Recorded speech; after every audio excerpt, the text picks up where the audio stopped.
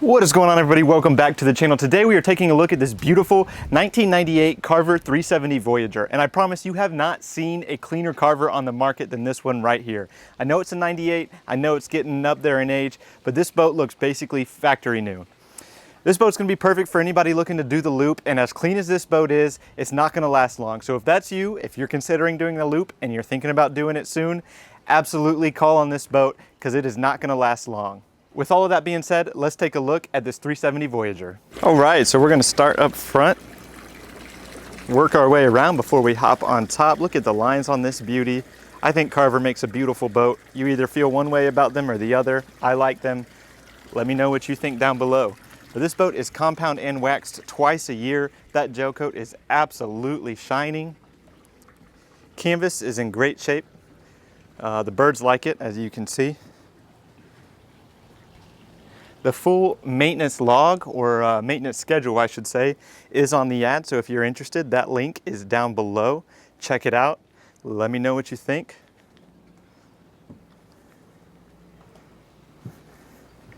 And look at this, blinding me looking at it. Like I said, you will not find a cleaner carver on the market, and he is under 100,000.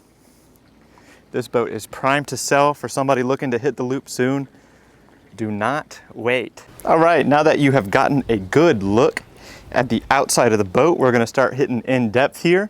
So you can see we have a molded on swim platform, which is nice because you don't have to worry about it getting soft or breaking or all of the above. He does have dinghy davits here, or dinghy davit brackets here and here. He does have the davits, although he does not have a dinghy for it, as well as rod holders, which is nice. You also have rod holders there, there, and there. So it is a very versatile boat. It is called the Voyager. You are meant to get this thing underway and go see the waterways that made this country great. And we have a transom shower, hot and cold. Stepping into the cockpit, we have freshwater rinse down here, as well as index storage here. I'm not going to open those up. He just has a bunch of stuff in there. I guess you could use them as fish boxes, but it is just bilge storage and bilge access. You have your shore power hookups here, as well as phone TV line. It's kind of obsolete, outdated. He has his zincs. He has zincs that he keeps in the water so he can pull them up and see when it's time to replace his zincs, which is a very smart idea. I'm sure a lot of you know about that or do it. If you don't, do that. It's a good idea so you don't have to wonder when you need to pull your zincs. And you do have walkways all the way up with handrails on both sides till you get to the guardrail. We have cockpit courtesy lights here. And that really does it for the cockpit. Nice, plain, and simple. He's got this beautiful canvas in great shape and the full enclosure, so you can enclose this thing all the way around. It snaps onto the back. So you can close this if you're in cold weather. Here, it's just hot, so use it for the shade, and that's about it. Let's take a look inside the cabin, which is absolutely beautiful. I cannot wait to show it to you. And then we'll head up top, check out the helm, and then we'll go up front, and I'll show you the bow. And that'll wrap up the tour. So let's slide on in. So you do have that beautiful sliding glass door. I know that's a look a lot of people want, and functionality a lot of people want, because there are no steps leading into the salon, into the cabin. You do step straight into the salon, and you do have a sliding screen door. If you want to make outside inside, inside outside, you can do that, but it's hot. So we're going to close this while the AC is pumping. Over here on the port side, we have a reclining sofa. It does not pull out into a bed, although it looks like a great napping couch for sure. It is a little bit of a smaller salon. Here's the view from sitting down on the couch. He just has chairs there, but you could take those chairs out and put a big TV. But if you're doing the great loop, dish the TV. You're out there to see the world, see the States, and you shouldn't be inside watching TV. Anyways, here's your panel behind some sliding glass. It is plexiglass, not real glass, so you don't have to worry about it shattering on you. Radio controls, AC controls, and here is your other side. Pretty standard stuff. We look at that on all of the boats, so you should get a hang for it by now. I will show you where the battery switches are. Underneath the stair right here has your battery switch and a couple more breakers. Engine access is directly below me, but because I have to pull apart his great staging, I'm not going to do that. So if you want to see that, check out the link in the description down below. It is, rewind just a little bit, it is 2 steps up into the galley. So starting out in the galley, we'll start aft, work our way forward, and then we'll head over to the starboard side of the boat. We have stainless steel microwave, stainless steel fridge and freezer. Not full size, but pretty close, a lot bigger than a mini fridge. Here we have a 2-burner stovetop that is gas, as well as a mini oven, so you can get your bacon on.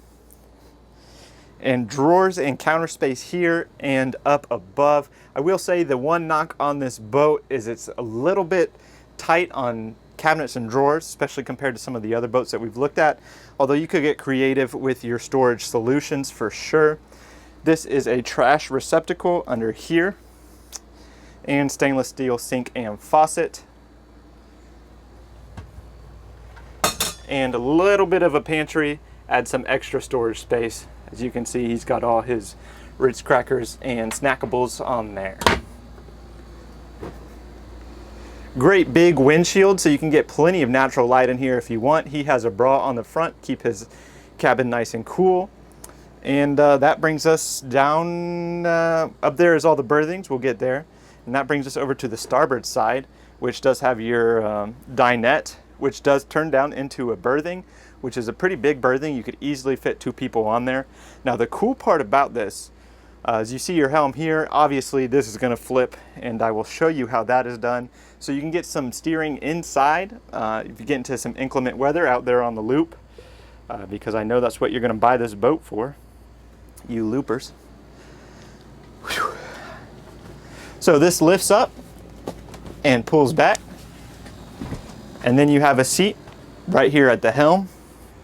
Hopefully I demonstrated that pretty well. So you have great view. You are lifted up higher so you can see better. And we will scan the dash down here.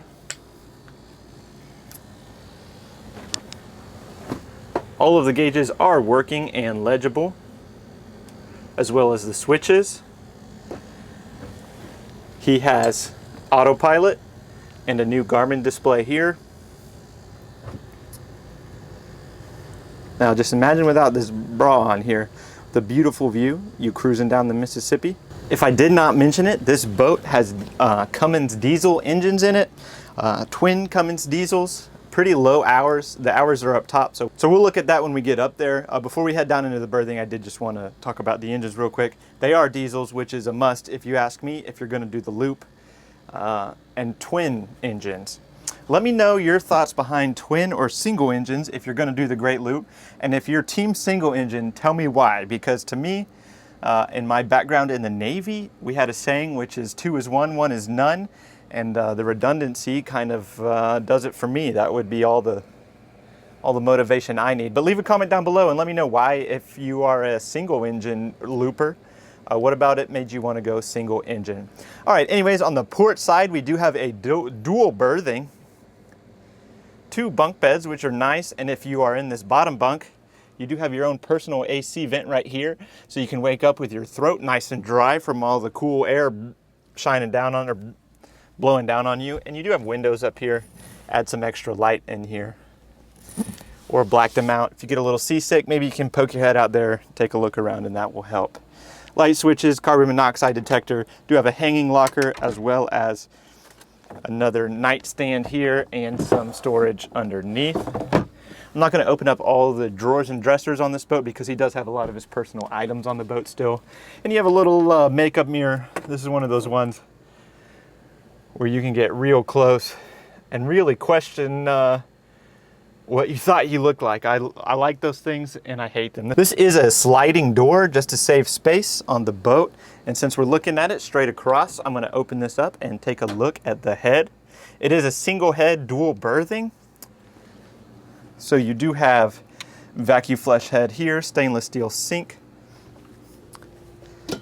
Plenty of storage up top, medicine cabinet style. There I am. Hello, thank you again for watching. Subscribe if you haven't already. We have lots of great boats coming up down the pipeline. This is Great Loop season. I have a lot of buyers looking for a Great Loop boat, so expect plenty more of Great Loop boats on this channel, especially at this time. And a little bit more storage. He's got his towels in there. And some, let me step into the shower real quick so you can see some under sink storage and access to the sink and drain lines, just in case you clog those up. And a separate shower. Just turned on the fan head, sorry about that. You do have a separate shower enclosed, so it is not a wet head, which is nice. And you do have a bench inside the shower, so you can sit down while you wash yourself. And access for your shower supplies. I was gonna think of a clever word, but I couldn't. So if you can think of one, go ahead, leave it in the comments down below. And he's got his soap dispensers and shampoo dispensers. All right, that does it for the head. And let's move into the master stateroom. Boat buyers, this is where you're gonna be sleeping. This is a queen size island bed, which is nice. You do have 3 drawers for your drawers, as well as a smaller locker down below, vent, more storage and drawers up along the walls by where your head's gonna be when you're sleeping, and a full-size standing locker for all your nice clothes. As you can see, he's got those going. And that really does it for the master berthing. Plenty of room, especially when you're in the Great Loop. That's all you really need. Take a look at this, and it is your thermostat as well as plugs. All right, so that basically does it for the cabin. I think we hit just about everything. So let's head up to the bridge, take a look at the helm, all the goodies up there, and then we're gonna head out to the bow of the boat. And we're gonna take a look at the bow, the plenty of bow space. I probably can't record myself going out there, and I'm gonna hope I don't drop this rig. And yeah, I did just want to point out, this may be a problem for some, not a problem for others, but I did want to point this out. You may have noticed already, there's only a ladder leading up to the bridge. Some people like it, some people don't. With that being said, let's go up there and take a look. All right, so here are the views from the helm. Great panoramic views all the way around the boat. Almost no blind spots, especially if you pulled this canvas down or this shade down here, you could clearly see the back of the boat. Now, let's take a look at the seating arrangements and all the features the bridge has to offer. You do have L-shaped seating all the way around, as well as new Kenwood speakers. And he does have seating covers, so this upholstery is in great shape.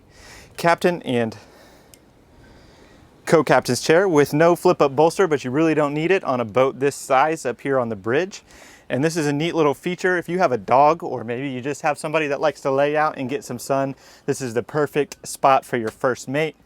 Storage here, glove box storage here, cup holders for your cocktails while you're hitting the loop, and Garmin display, new Garmin display. And I'm gonna pan these gauges. As you can see, the port motor does have 783 hours, which is extremely low, especially for a boat this age. And the starboard motor has 859. If you're concerned about those numbers, take a look at the ad in the description down below, and you can see the full maintenance schedule that this boat is on. He does have it on a maintenance schedule and does things routinely with all the paperwork to back it up. Like I said, if you are looking for a loop boat, and you're looking to get one now, look no further. This boat is turnkey, ready to go. Call us, call us. Bilge pumps, switches. As you can see, do one last pan. This is pretty much the bridge for you. Man, great views all the way around. All right, I'm gonna try my best not to fall in the water as we're moving forward, but I did wanna show you diesel fill up here as well as waste pump out there. Handrails all the way across. Actually significantly wider than I anticipated. I thought it'd be much harder to get up here. You can see plenty of bow space, and you do have an electric windlass with foot switches, as well as little access into the anchor locker. Main access is going to be in the forward V berth, and we'll do a pan and shot of the boat. Beautiful lines. Gel coat is in great shape. No scratches on this boat. I mean, just a fantastic boat if you want to get on the loop today. Whew, it's a little bit toasty, but we've had rain all week, so I wasn't sure I was going to be able to get a video out, but we finally had a good day, and it's finally starting to cool down. It is no longer 100 degrees outside. It's like 90, but that's cool if you're in Texas. Anyways, with all of that being said, if you made it this far, please consider like, comment, and subscribing. It would help me out greatly. You're probably going to see a few more videos through this season of Great Loop boats. This seems to be the time when Great Loopers are looking to buy. So, you know, I'm going to go with the trend. That's what you have to do on YouTube. If you have any suggestions, advice, anything on the Great Loop, leave a comment down below. I'm sure the people looking to buy it would greatly appreciate it. I've never done the Great Loop, so I'm only using secondhand experience. I would love to do the Great Loop. Eventually, I want to convince my wife to do it. So subscribe so we can buy a boat and do that. And that would be awesome. Anyways, with all of that being said, I will see you on the next one. Thank you again for watching. It means a lot.